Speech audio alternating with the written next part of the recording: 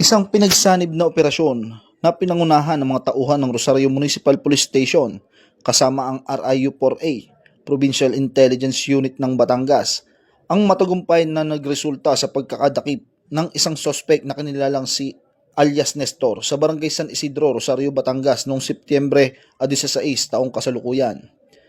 Inaresto ang sospek dahil sa paglabag sa Republic Act No. 10591 o ang Comprehensive Firearms and Ammunition Regulation Act sa bisa ng search warrant na inilabas ng Municipal Trial Court ng Rosario, Batangas. Ang mga sumusunod na kagamitan ay nakumpiska mula sa sospek at nasaksihan ng mga opisyal ng barangay na sumama sa operasyon.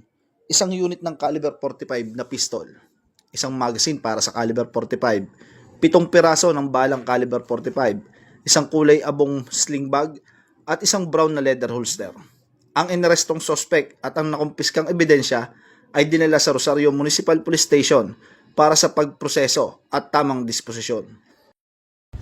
Mula dito sa Calabarzon, ako po ang inyong Police News Network Correspondent, Patrolman Joshua Cruz, alagad ng batas, tagataguyod ng Balitang Pulis.